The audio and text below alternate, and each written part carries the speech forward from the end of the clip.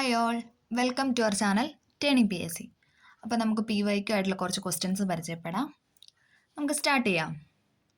First question, 2024 G20 ഉച്ചകോടി നടക്കുന്ന രാജ്യം ഏതാണ്? 2024 G20 ഉച്ചകോടി നടക്കുന്ന രാജ്യമാണ്, നമുക്കറിയാം, ബ്രസീലാണ് അല്ലേ? ബ്രസീലാണ് 2024 G20 ഉച്ചകോടി നടക്കുന്ന രാജ്യം. ചാന്ദ്രയാൻ 3 ദൗത്യത്തിൻ്റെ റോവർ അറിയപ്പെടുന്നത്, നമുക്കറിയാം, പ്രഗ്യാൻ റോവറും വിക്രം ലാൻഡറുമാണ്. അപ്പോൾ വിക്രം പെട്ടെന്ന് നമുക്ക് എഴുതാൻ തോന്നും, അല്ല, പ്രഗ്യാനാണ് റോവർ എന്ന് പറയുന്നത്. ഓക്കെ, ഇനി അടുത്തൊരു സ്റ്റേറ്റ്മെൻ്റ് ആണ്, നമുക്ക് നോക്കാം. ഹിമാലയ പർവ്വതനിരയെ സംബന്ധിച്ച പ്രസ്താവനകളിൽ ശരിയായതാണ് തിരഞ്ഞെടുക്കുന്നത്. ശരിയായത് കണ്ടെത്താനാണ് പറഞ്ഞേക്കുന്നത്. അപ്പോൾ നമുക്ക് ഓപ്ഷൻസ് ഒക്കെ നോക്കാം. ഹിമാലയ പർവ്വതനിരയിൽ ഏറ്റവും ഉയരം കൂടിയ നിരയാണ് ഹിമാദ്രി. ഹിമാലയ പർവ്വതനിരയിൽ ഏറ്റവും ഉയരം കൂടിയ നിരയാണ് ഹിമാദ്രി, അത് ശരിയാണ്.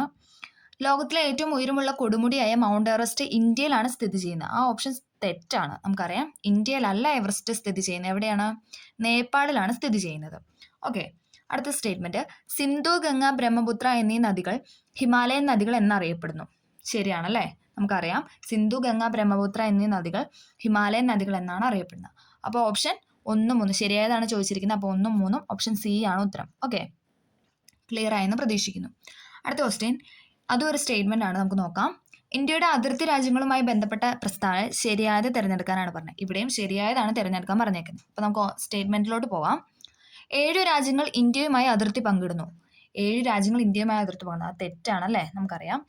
അടുത്ത സ്റ്റേറ്റ്മെൻറ്റ്, ബംഗ്ലാദേശുമായി ഇന്ത്യ ഏറ്റവും കൂടുതൽ ദൂരം അതിർത്തി പങ്കിടുന്നു. അത് ശരിയാണല്ലേ?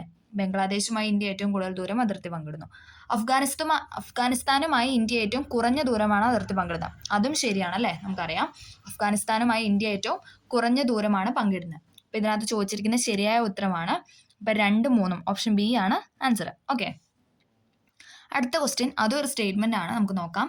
ഇന്ത്യയുടെ തീരപ്രദേശം സംബന്ധിച്ച പ്രസ്താവന തെറ്റായത് കണ്ടെത്താൻ. ഇവിടെ പറഞ്ഞിരിക്കുന്നത് തെറ്റായതാണ് നമ്മുടെ അടുത്ത് ചോദിച്ചിരിക്കുന്നത്. ഓക്കെ, പടിഞ്ഞാറൻ തീരസമതലം അറബിക്കടലിനും പശ്ചിമഘട്ടത്തിനും ഇടയിലാണ്. അത് ശരിയാണല്ലേ? പടിഞ്ഞാറൻ തീരസമതലം അറബിക്കടലിനും പശ്ചിമഘട്ടത്തിനും ഇടയിലാണ്, ശരിയാണ്. പടിഞ്ഞാറൻ തീരസമതലത്തിൽ ഉൾപ്പെട്ടതാണ് കൊറോമണ്ടൽ തീരസമതലം, അല്ല അല്ലേ? കിഴക്കാണ്. അപ്പം അതെന്ന് പറയുന്നത് തെറ്റായ സ്റ്റേറ്റ്മെൻ്റ് ആണ്. അപ്പോൾ അത് 2 തെറ്റാണ്. അടുത്തത്, സുന്ദരവന പ്രദേശം മുതൽ കന്യാകുമാരി വരെ നീണ്ടു കിടക്കുന്നതാണ് കിഴക്കൻ തീരസമതലം. അത് നമുക്കറിയാം, ശരിയാണല്ലേ?